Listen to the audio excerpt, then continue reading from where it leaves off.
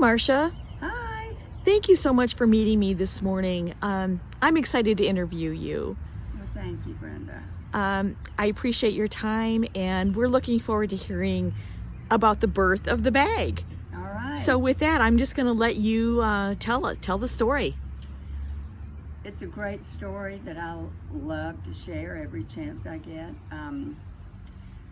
I was the volunteer coordinator here at the booth, and they brought me on from the Etowah Foundation. Before the building it was a hole in the ground. And so in 2000, I moved from the Etowah Foundation over to the central office where the booth employees were meeting. And I knew nothing about volunteer coordinating. I talked to other volunteer coordinators, and it was hard to develop a team when you didn't even have a building, but that's what we worked towards. But anyway, once we moved into this gorgeous building at the booth, Western Art Museum, I was a member of the Art Guild in Dallas, Georgia, Nikki Davidson's Art Guild. And I thought, I'd been a member of that for about a year, and I thought, what? We could do this at the booth. And so I contacted a few of my friends, local friends who were artists, Martha Choate, Carol Roddy, Sue Jackson. And I said, come talk to me. I want to brainstorm about this idea I have. Well, they came over, we met downstairs, and I said, what do you think about doing this at the Booth Museum? And they were all for it. I said, help me design it in my mind. Do we want officers? They were like, no officers. So we came up with the idea of meeting once a month. I mentioned it to Seth, and he said, write up a proposal. So I did. And I wrote the proposal up, and he approved it. He took it to the board, and they approved it. And that's how the bag got birthed. With thoughts and ideas from Martha and Carol and Sue. And then my putting it all on paper, and it took off. Did you have any specific visions for it? Of course. I don't think I ever dreamed it would be what it is today, but I had hoped it would become something much bigger than just our local efforts, The first couple of years we had an exhibit downstairs. It was just local artists, local people, local folks that I had never even met, but yet did art. And so my thinking at the beginning was that everybody that submits something should get something in. And I was adamant about that for the first 2 years. And then other artists from other communities started taking notice of us, and some of the work that was coming in wasn't quite what I felt like ought to be in the Booth Museum. And so I kind of eased up on that. No, everybody that submits something's got to have something in. And it just, it grew, and it kind of grew well beyond what I could manage. I think local professional artists started submitting work that upset some of the local artists, but yet, it just had to happen. How does what you did tie into the Downtown Gallery? Well, I think that was, I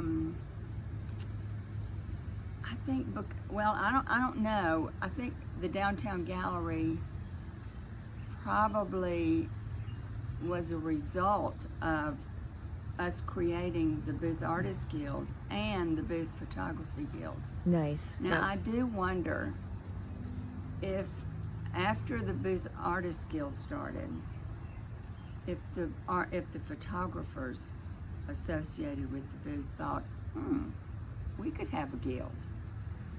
So I kind of feel like the bag helped to give birth to the BPG. Now, you know, that's just my thinking. Well, that makes sense. I mean, and I know nothing about photography except hold my phone up and click, you know.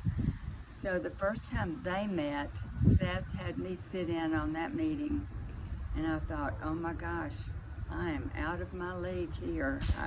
They're talking about everything, cameras and photography. And anyway, so I'm thrilled. And then came the Writers Guild, and I mean, we just... It really snowballed. It did, it snowballed. Yeah, because you set the footprint, you showed what can be done, and you had established that and show, you know. Yeah. So then it kind of made it easier for the other interest guilds to begin and get People involved. jumped on board, and there's so much creativity here, and it's wonderful, and I think the booth gave us all a place and a reason to create and keep creating In a community. in a community. Yeah. And, you know, everybody wants to feel ownership of their community, whether it's a one-time thing but I think the meetings and the monthly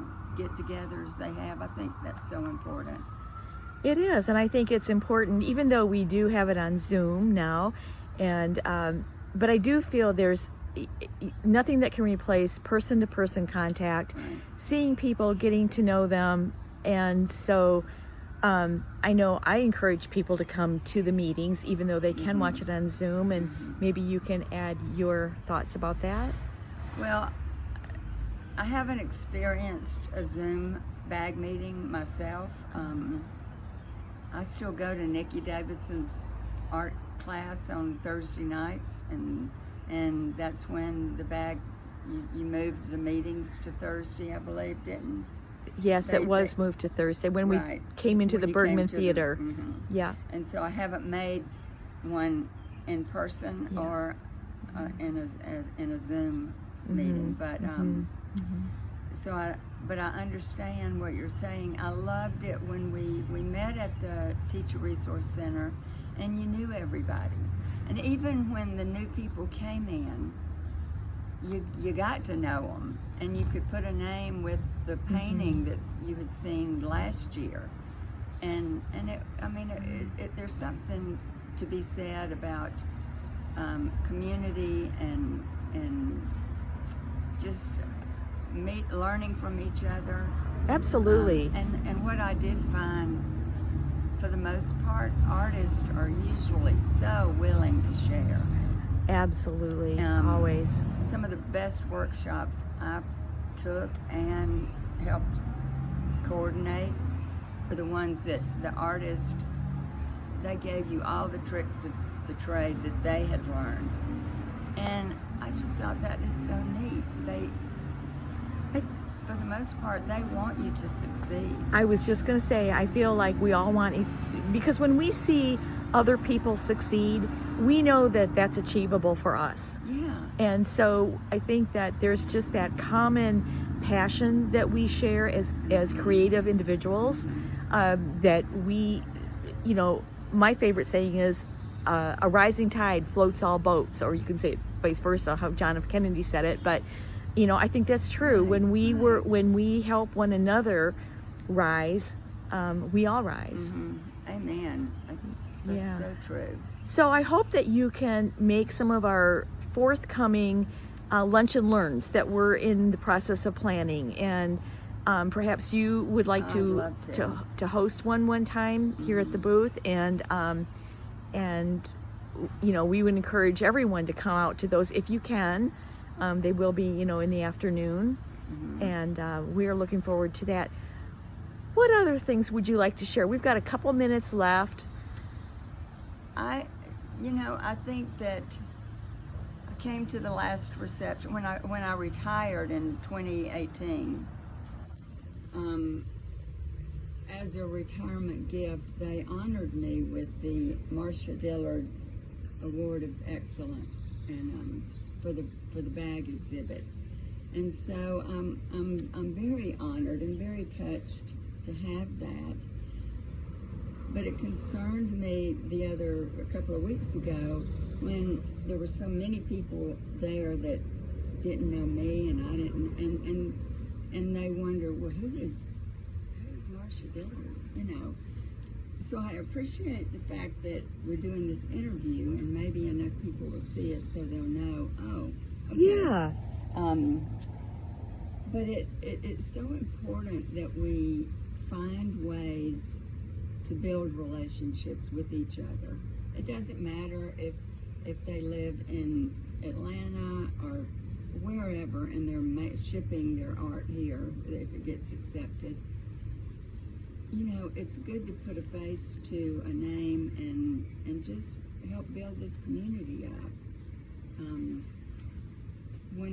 I don't paint on the same level that some of these artists do. They are well above me, but it gives me something to aim towards. So as a local artist, I think it's good. Sure. I think Sure. I think competition is good, healthy competition. Healthy competition is Absolutely. good. Yeah. It truly is. But we also, you know, it's important that we not allow this to become an elitist organization. Right. We want to know that anyone is welcome. It doesn't matter if you picked up your paintbrush for the very first time this morning. You are welcome, and we will nurture you, and we will encourage you. Absolutely. And, you know, there are no tiaras. That is the way we started, and I would hope that's the way it still is for the majority of the people. We're all stars as far as I'm concerned. Absolutely.